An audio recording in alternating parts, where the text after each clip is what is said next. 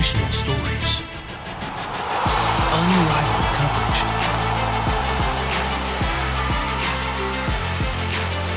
rise up, Houston.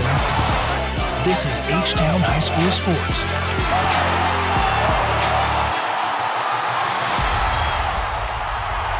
Here's your host, Todd Freed. Hello, everyone, and welcome to H-Town High School Sports. I'm Todd Freed. Let's kick off week 3 of the football season with a huge District 19 6A opener between the Katy Tigers and the rival Tompkins Falcons. Now, it was back in 2020 that Tompkins ended Katy's 75-game district winning streak, albeit the Tigers haven't lost another district game since then. But Tompkins looking for history to repeat itself Friday night at Rhodes Stadium in Katy. Here come the Tompkins Falcons before a full house at Rhodes Stadium in Katy.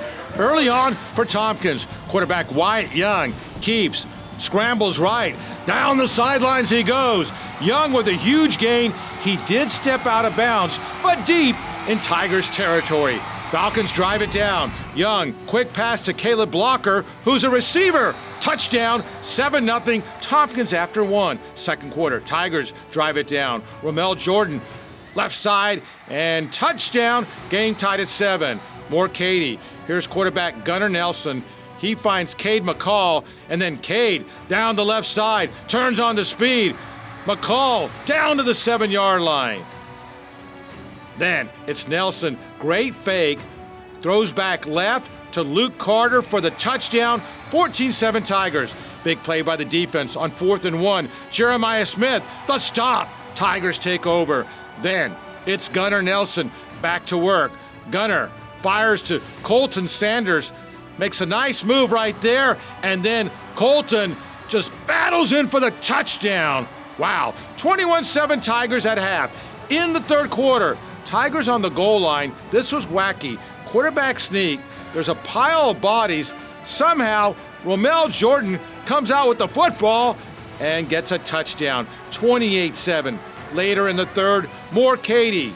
Jackson Franklin will add to the lead, and Katy wins big, impressively. 41-7, the final.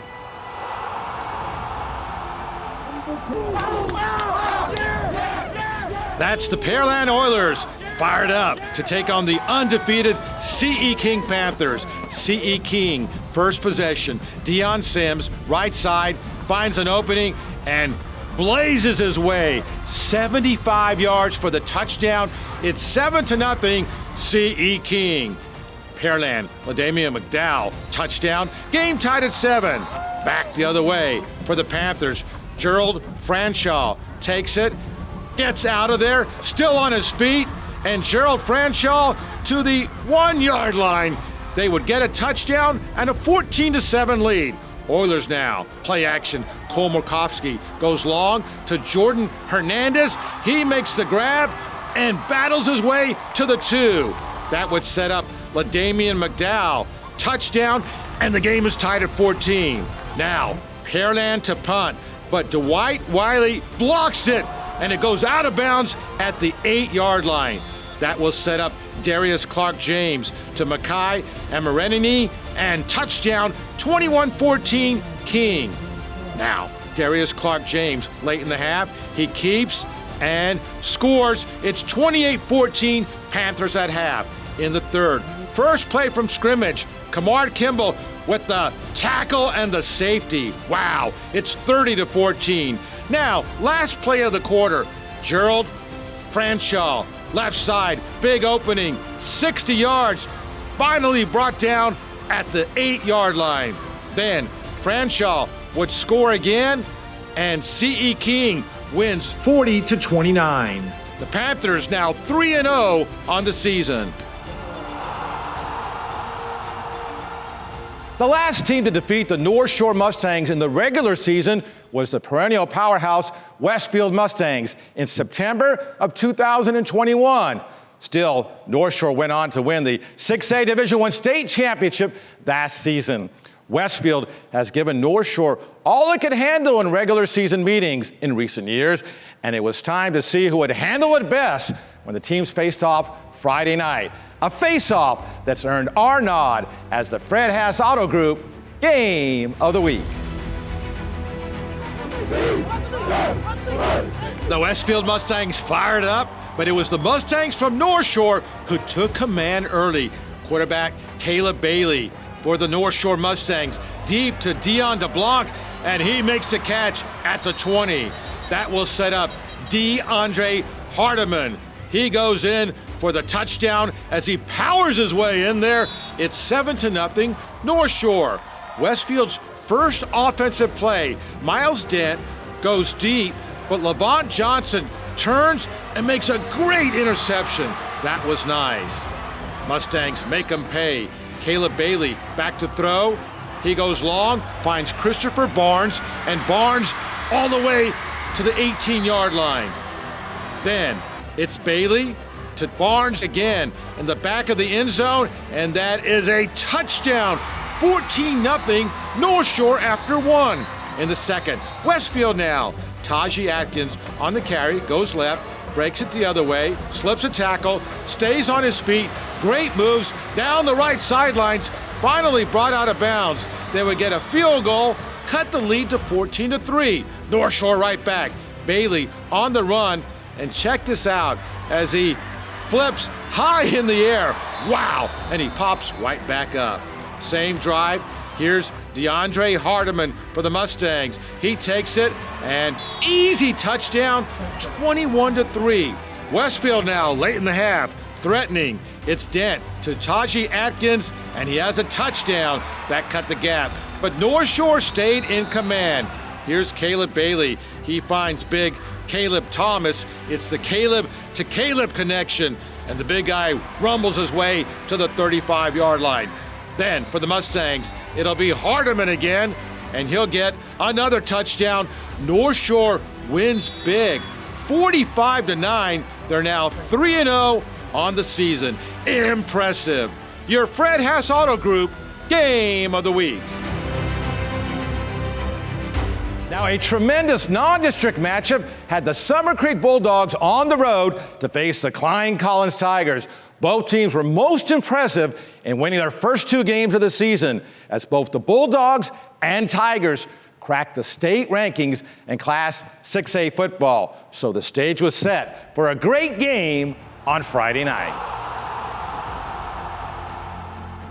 Great crowd at Klein Collins, but Summer Creek came out and quickly silenced the crowd. After a scoreless first quarter, Summer Creek's Lloyd Avant, big opening, 35-yard touchdown, 7-0 Bulldogs. Still in the second, Blake Thomas for Summer Creek rolls left, scrambles out of there, somehow escapes, and then Blake Thomas still going, coming right at you, finally goes down right in front of the cameraman at the 10.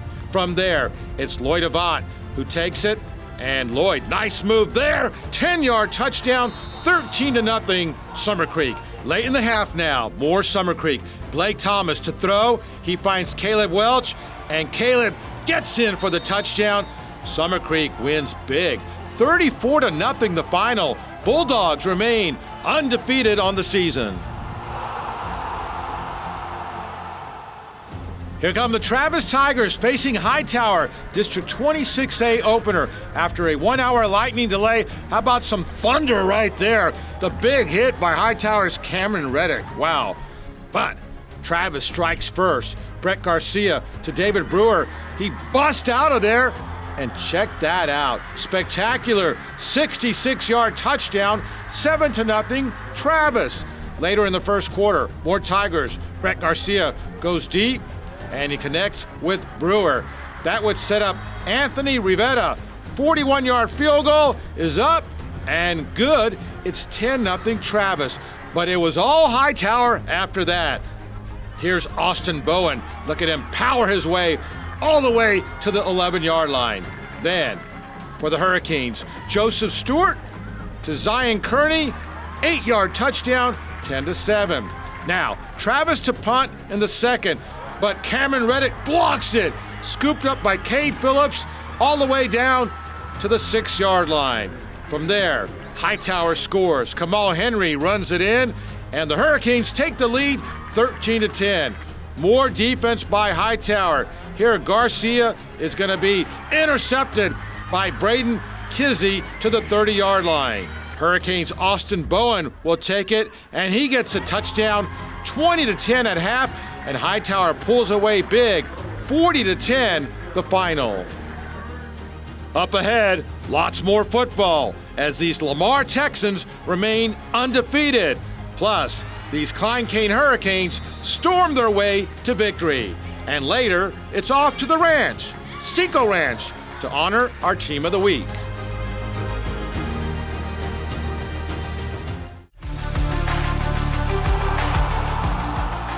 Welcome back to H-Town High School Sports. I'm Todd Freed, resuming our football coverage, where, with dominant victories over Beaumont Westbrook and then the Woodlands, it's been a most impressive start to the season for the Lamar Texans.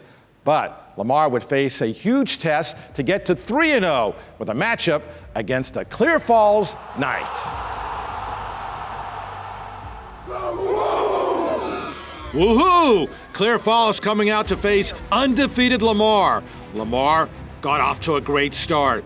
Jordan Reeves, nice move, 4-yard touchdown, 7-0 Texans. Texans defense was dominant. Here's Trevin Williams, who comes in and he gets the sack of Landon Vessel. In the second quarter, it's more Lamar. Reeves back to throw. He goes deep, and a great catch by Tristan Brown. That's nice. 50-yard touchdown, 14-0. Later in the second, Jordan Reeves rolls right, then fires across the middle. Justin Howard has it down to the 1-yard line, 35 yards. From there, it's Howard. He scores easily, 21-0 Lamar at half. In the third quarter, here's Clear Falls. Landon Vessel goes deep to Nathaniel Cox. He has it, 41-yard touchdown. It's 21-6. But in the fourth, Lamar extends the lead. Justin Howard scores again, 28-6 the final. Lamar now 3-0 on the season. Klein Cain Hurricanes storming onto the field to face the Cy Falls Golden Eagles. Hurricanes second play, Darius Rogers up the middle, and he's off and running. A 66-yard touchdown, 7-0 Klein Cain. Rogers rushed for 200 yards. Still in the first, Isaac Mooring goes deep, and he finds Max Hendrick in stride, 63 yards, 14-0 Klein Cain. Later in the first, Hurricanes add to the lead. Mooring, quick strike. Grayson Dunbar, it's 20-0. In the second, big play here.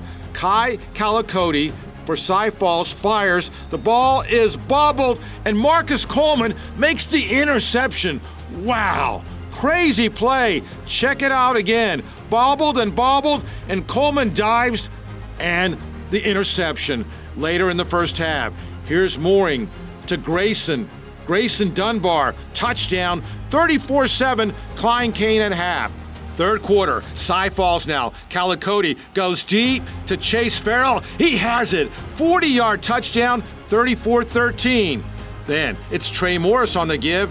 He explodes, 35-yard score, but it was still 40-13 Cain. And then Klein Cain answers. Zach Johnson to Grayson Dunbar, 18-yard touchdown. Klein Cain wins big, 50-27. Both teams finish non-district with 2-1 records.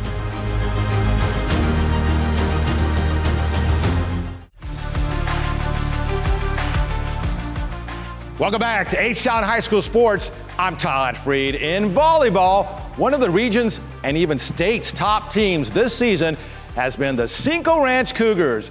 A regional finalist last season, the Cougars could very well have the firepower to get to state this year. More now as we recognize Cinco Ranch as our Stellar Bank Team of the Week. This was the Cinco Ranch Cougars last season, coming ever so close to the state tournament, before losing in the 6A Region 3 final against the district rival Tompkins Falcons. This season, the Cougars remain a powerful force.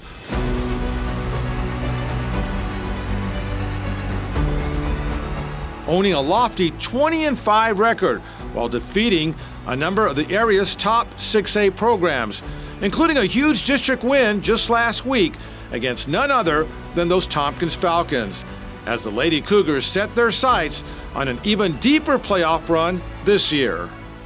It's definitely made us hungry. We're hoping to get back there again this year, if not further. It's definitely our goal to come out top in the district, to make it to playoffs, obviously, and just do our best. This year we're very determined. We've already been state bound this year, so it's been really important to us, and so just pushing every match. A lot of us are already very head on, determined on going to state. We're very excited. We have a lot of returners this year, so a lot of us bring a lot of energy to the court. While the Cougars graduated standout outside hitter Courtney O'Brien, who's now playing at Texas Tech, kept the play alive, O'Brien. The family legacy remains alive and well with younger sister Cassidy O'Brien. The junior setter ranks among the state's leaders in assists.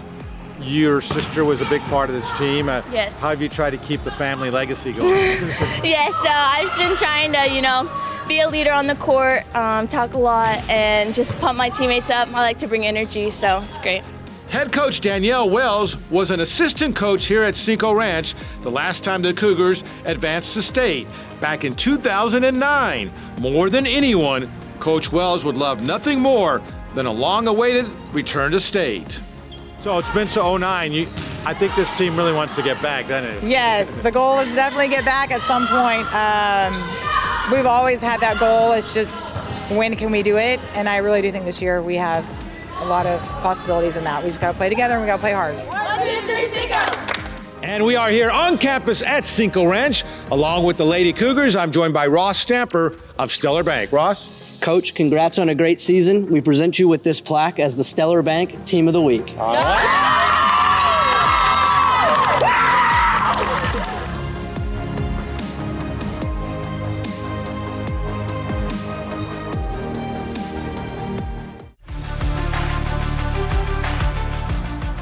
Welcome back to H-Town High School Sports. I'm Todd Freed. On a great week on the gridiron, it's time again to feel the rhythm. I mean, really feel the rhythm with our Rhythm Energy electrifying plays of the week.